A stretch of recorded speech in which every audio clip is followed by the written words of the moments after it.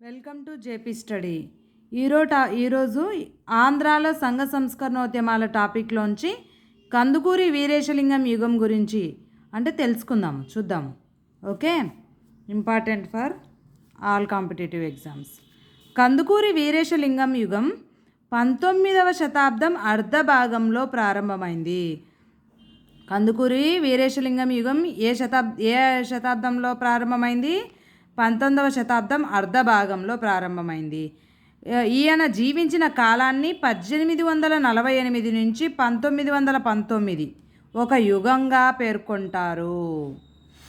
ఈ కాలంలో కవులు, పండితులు, కళాకారులు తమ రచనల ద్వారా సమాజంలోని లోపాలను ఎత్తి చూపారు. ఏ కాలంలో? కందుకూరి వీరేశలింగం యుగం కాలంలో.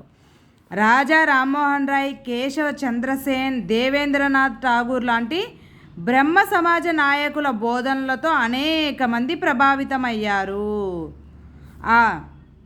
ఆ కాలంలో కందుకూరి వీరేశలింగం ఆంధ్రాలో సంస్కరణలకు పాటుపడి యుగ పురుషుడు, ఆంధ్ర నవయుగ వైతాళికుడిగా పేరు పొందారు.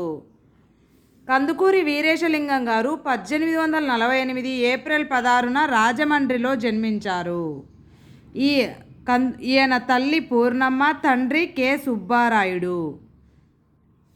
చూడండి, వీరి పూర్వీకులది ప్రకాశం జిల్లాలోని కందుకూరి గ్రామం. అక్కడి నుంచి రాజమండ్రికి వలస వెళ్ళి స్థిరపడ్డారు. దీంతో వారి ఇంటి పేరు కందుకూరిగా మారింది.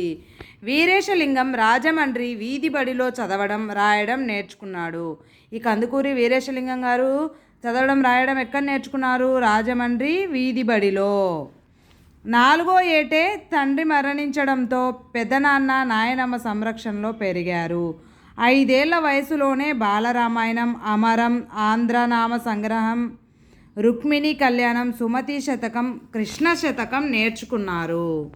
అయితే దూసి సోమయాజుల వద్ద సంస్కృతం నేర్చుకున్నాడు. ఎవరి వద్ద సంస్కృతం నేర్చుకున్నాడు? దూసి సోమయాజుల వద్ద. చిన్నతనం నుంచే అన్ని తరగతుల్లో ప్రథమ శ్రేణిలో ఉత్తీర్ణులయ్యారు కందుకూరి వీరేశలింగం గారు. 12వ ఏట రాజమండ్రి ప్రభుత్వ పాఠశాలలో ఆంగ్లం నేర్చుకున్నాడు. 13వ ఏట బాపమ్మను బాల్య వివాహం చేసుకున్నాడు. ఎవరు? కందుకూరి వీరేశలింగం గారు. ఈ బాపమ్మకు ఇంకో పేరు కందుకూరి రాజ్యలక్ష్మమ్మ. చిన్నతనం నుంచే విగ్రహారాధనను, లంచగొండితనాన్ని, అవినీతిని, అబద్ధాలు చెప్పడాన్ని, మూఢనమ్మకాలను వ్యతిరేకించారు కందుకూరి వీరేశలింగం గారు. అయితే విద్యార్థిగా ఉన్నప్పుడే ప్రధాన ఉపాధ్యాయుడికి వ్యతిరేకంగా సమ్మె చేసి ఆయన్ను బదిలీ చేయించారు. చూడండి, కందుకూరి వీరేశలింగం గారు విద్యార్థిగా ఉన్నప్పుడే ఆ పాఠశాల యొక్క ప్రధాన ఉపాధ్యాయుడికి వ్యతిరేకంగా సమ్మె చేసి ఆయన్ను బదిలీ చేయించారు.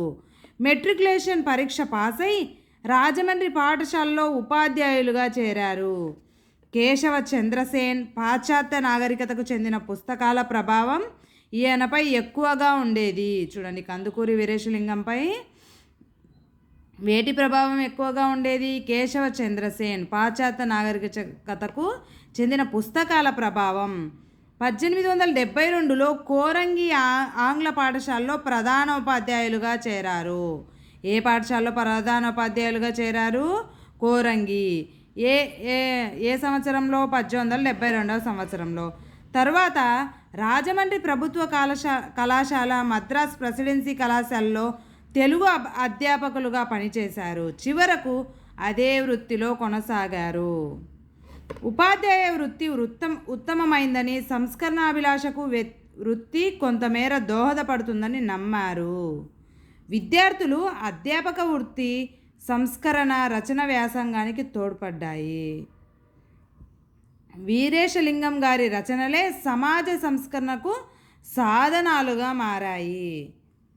అయితే వీరేశలింగం గారు సంఘ సంస్కర్తగా ఏం చేశారో చూద్దాం.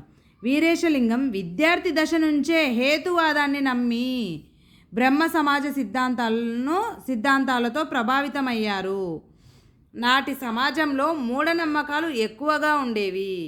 వితంతువులకు పునర్వివాహాలు లేవు, బాల్య వివాహాలు ఉండేవి, స్త్రీలకు విద్య లేదు.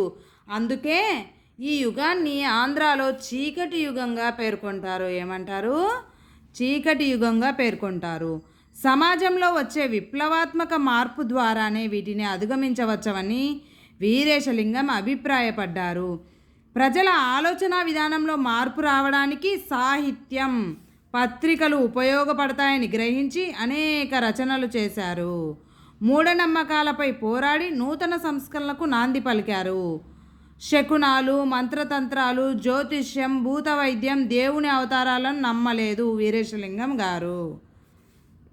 వర్ణాశ్రమ ధర్మాలను అంగీకరించలేదు. వేదాలు, బైబిల్, ఖురాన్లలో రాసిన మహిమల్ని నమ్మశక్యాలు కావని పేర్కొన్నారు.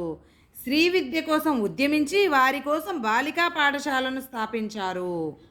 స్త్రీ పురుష లింగభేదం లేకుండా సహ విద్యా విధానాన్ని ప్రవేశపెట్టారు వీరేశలింగం గారు. అణగారిన కులాలకు చెందిన పిల్లలను బడిలో చేర్చుకొని సమాన అవకాశాలు కల్పించారు మన వీరేశలింగం గారు. పోలీసులు, న్యాయవాదుల దౌర్జన్యాలను తన రచనల ద్వారా విమర్శించారు. అప్పట్లో న్యాయస్థానాల్లో తీర్పు చెప్పేందుకు న్యాయమూర్తులు డబ్బు ఆశించేవారు. ఆ విధానాన్ని తన వివేకవర్ధిని పత్రికలో విమర్శించారు. చూడండి, నాటకాలు అంటే వీరేశలింగం రచించిన నాటకాలు ఏవో చూద్దాం. వీటిని వీరేశలింగం సంస్కృతం నుంచి తెలుగులోకి అనువదించారు. కొన్ని నాటకాలని వీరేశలింగం పంతులు గారు, కందుకూరి వీరేశలింగం గారు సంస్కృతం నుంచి తెలుగులోకి అనువదించారంట. అవి ఏవేవి? అభిజ్ఞాన శాకుంతలం, మాలవికాగ్నిమిత్రం, రత్నావళి, హరిశ్చంద్ర నాటకం, ప్రబోధ చంద్రోదయం. ఈ నాటకాలని వీరేశలింగం గారు సంస్కృతం నుంచి తెలుగులోకి అనువదించారు. పౌరాణిక గ్రంథాలు ఏవేవో చూద్దామా? సత్యవతి చరిత్ర, చంద్రమతి, దశకుమార చరిత్ర అనే పౌరాణిక గ్రంథాలను రచించారు కందుకూరి వీరేశలింగం గారు. చారిత్రక గ్రంథాలు యేసుక్రీస్తు చరిత్ర, విక్టోరియా రాణి చరిత్ర, ఆంధ్ర కవుల చరిత్ర అలాంటి గ్రంథాలు చారిత్రక గ్రంథాలు. నవలలు చూద్దామా? నెక్స్ట్ నవలల్లో ఆలివర్ గోల్డ్ స్మిత్ రాసిన వికార్ ఆఫ్ వేక్ ఫీల్డ్ గ్రంథం ఆధారంగా వీరేశలింగం రాజశేఖర చరిత్ర అనే నవలను రచించాడు. ఏ గ్రంథం ఆధారంగా రాజశేఖర చరిత్ర నవలను రచించాడు? ఏ గ్రంథం ఆధారంగా? వికార్ ఆఫ్ వేక్ ఫీల్డ్ అనే గ్రంథం ఆధారంగా రాజశేఖర చరిత్ర అనే నవలను రచించారు కందుకూరి వీరేశలింగం గారు. ఈ రాజశేఖర చరిత్రను ఫార్చ్యూన్ ఆఫ్ ఫీల్డ్స్ అనే పేరుతో ఆంగ్లంలోకి అనువదించారు. తెలుగు నుంచి ఆంగ్లంలోకి అనువదించిన తొలి నవల ఇదే. ఏది తొలి నవల? Fortune of fields. లంకా ద్వీపం, అడుమలయాళం అనే 2 భాగాలతో సత్యరాజ పూర్వదేశ యాత్రలు అనే పేరుతో హాస్య నవలలను రచించారు. స్విఫ్ట్ రాసిన గలీవర్ ట్రావెల్స్ గ్రంథం దీనికి ఆధారం. చూడండి, లంకాద్వీపం, అడుమలయాళం అనే 2 భాగాలతో సత్యరాజ పూర్వదేశ యాత్రలు అనే పేరుతో హాస్య నవలను రచించారు మన వీరేశలింగం గారు.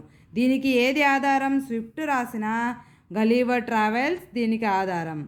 నెక్స్ట్ ఇంకొన్ని ఉన్నాయి. ఆంగ్లం నుంచి తెలుగులోకి అనువదించిన వీరేశలింగం గ్రంథాలు ఏంటివో ఇంకా మిగతా టాపిక్ నెక్స్ట్ వీడియోలో చూద్దాం. Thank you for watching. Please like, share, subscribe.